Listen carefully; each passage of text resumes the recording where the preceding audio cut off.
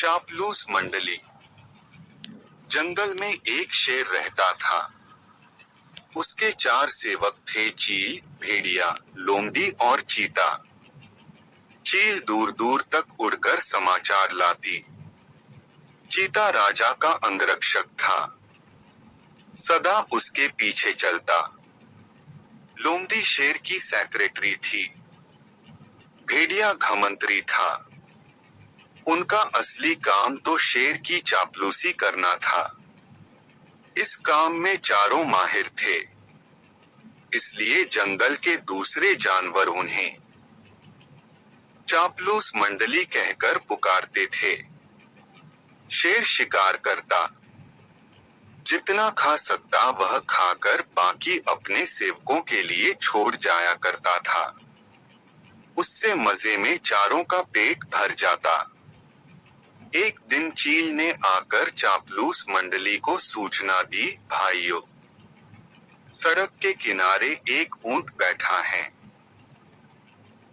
भेड़िया चौंका, ऊंट? किसी काफिले से बिछुड़ गया होगा। चीते ने जीभ चटकाई, हम शेर को उसका शिकार करने को राजी कर लें तो कई दिन दावत उड़ा सकते हैं। लोमड़ी ने घोषणा की, यह मेरा काम रहा।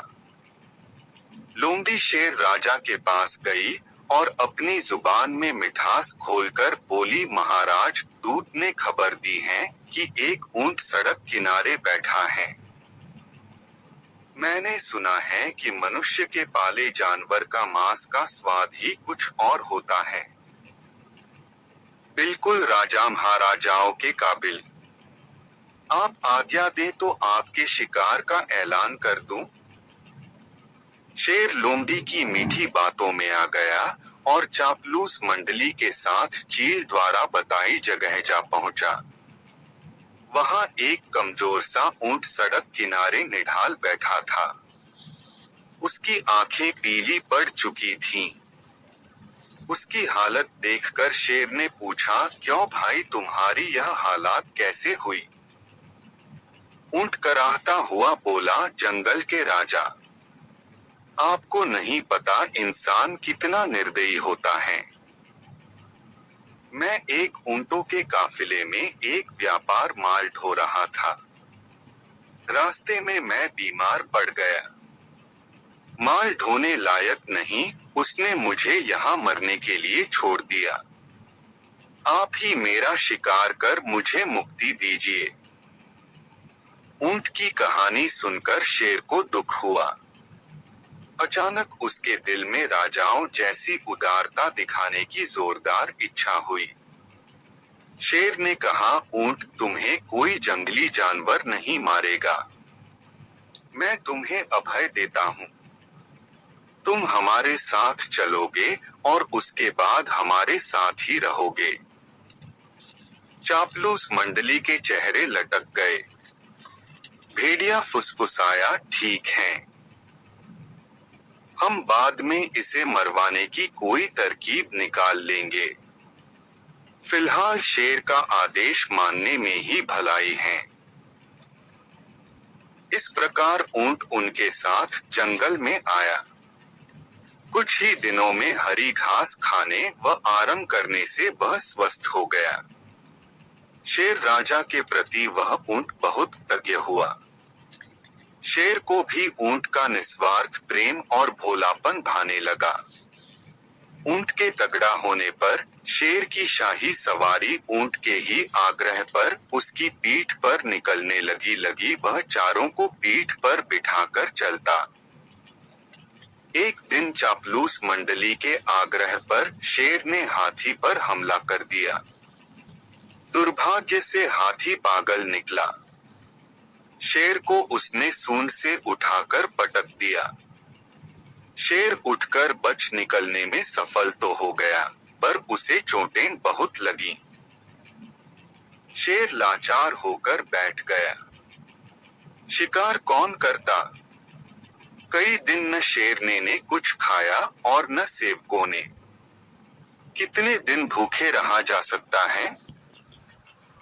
लोमड़ी बोली, हद हो गई। हमारे पास एक मोटा ताजा ऊंट है और हम भूखे मर रहे हैं। चीते ने ठंडी सांस भरी, क्या करें? शेर ने उसे अभयदान जो दे रखा है। देखो तो ऊंट की पीठ का कुबड़ कितना बड़ा हो गया है। चर्बी ही चर्बी भरी है इसमें। भेड़िए के मुंह से लार टपकने लगी। ऊंट को मरवाने का यही मौका है, दिमाग लड़ाकर कोई तरकीब सोचो। लोमड़ी ने धूर्त स्वर में सूचना दी, तरकीब तो मैंने सोच रखी है। हमें एक नाटक करना पड़ेगा। सब लोमड़ी की तरकीब सुनने लगे। योजना के अनुसार चापलूस मंडली शेर के पास गई।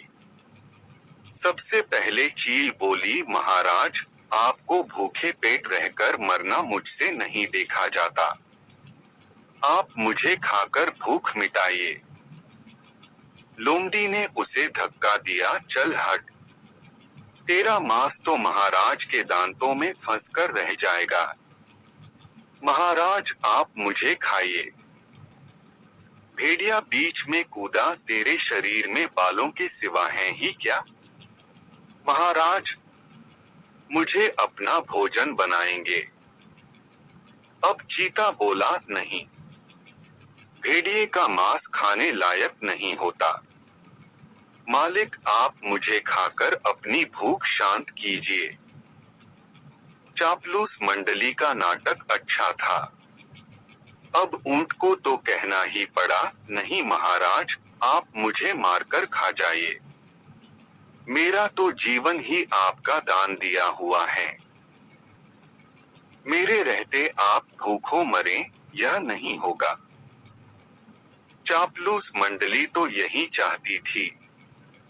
सभी एक स्वर में बोले, यही ठीक रहेगा महाराज। अब तो ऊंट खुद ही कह रहा है। चीता बोला, महाराज, आपको संकोच हो तो हम इसे मार दें? चीता व भेड़िया एक साथ ऊंट पर टूट पड़े और ऊंट मारा गया। सीखा, चापलूसों की दोस्ती हमेशा खतरनाक होती है।